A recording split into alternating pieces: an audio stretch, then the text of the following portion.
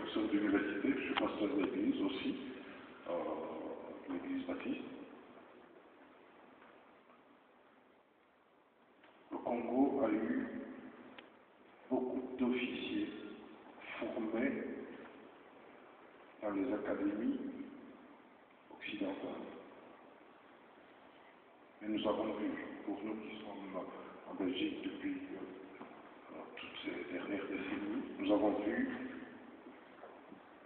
le ministre de la Défense, actuellement président du Parlement, aller au Congo le plus souvent possible. Et puis, nous avons appris combien la Belgique a dépensé l'argent du contribuable belge pour former les militaires au Congo.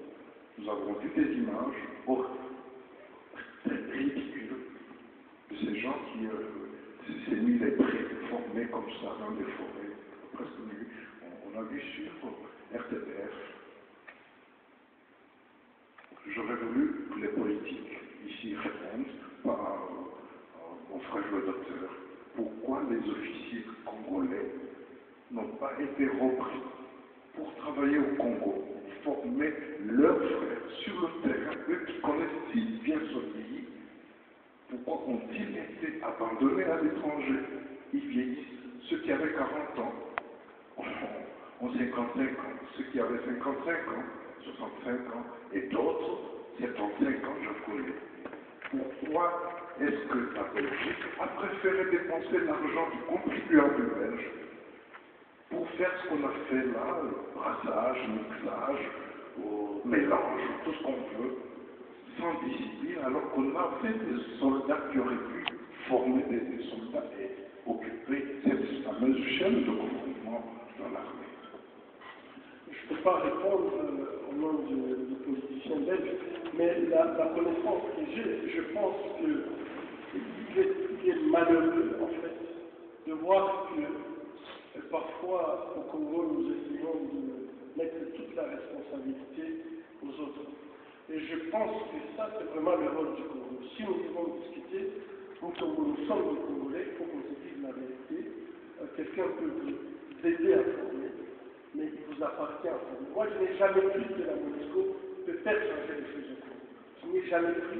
On dépense 1,5 milliard de dollars par an. Et j'ai toujours dit, je l'avais même dit au secrétaire général Ban Ki-moon, donnez les 1/3 aux Congolais pour les former, et dans 2 ans, on peut avoir au moins une armée qui peut résister. Aujourd'hui, avec le M23, je crois qu'on a, de toute façon, l'armée congolaise a été capitée, et bon, il n'y a plus rien, il n'y a plus rien. Et moi, je pense que s'il n'y a pas la volonté politique du côté congolais de former l'armée, 10 ans après Saint-Sidi, on devrait avoir une armée qui peut résister une semaine. Et ça, ce n'est pas la responsabilité des autres. Moi, je veux dire que peut-être que les autres nous ont mal aidés, mais il fallait que nous, on fasse l'essentiel. On ne l'a pas fait. Et je pense que même si ça se répétait, je crois, j'ai dit ici, quand j'ai parlé, il faut une coordination.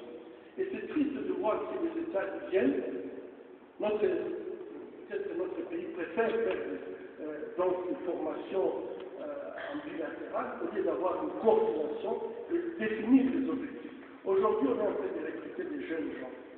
Mais qui connaît pourquoi? Qui va les former? Si on les met dans les mêmes personnes juridiques, de toute façon, on ne fera pas de militaires. Et ça ne va pas se régler à l'extérieur, ça doit se régler au pays. Il faut que vous puissiez plutôt demander à ce que ça puisse se régler au pays. De mon point de vue, je pense que ceux qui sont là, les politiques qui sont là pour les répondre, mais je trouve que si on n'a pas la volonté nous-mêmes de sortir de cette crise, même si les autres nous aident, on va continuer à tourner. Et je partage votre avis. Je crois que nous avons des officiers. À notre époque, je pense que pour faire l'école royale militaire belge, il devrait être militaire de ta classe. C'était ça. Ces officiers prennent quelque part.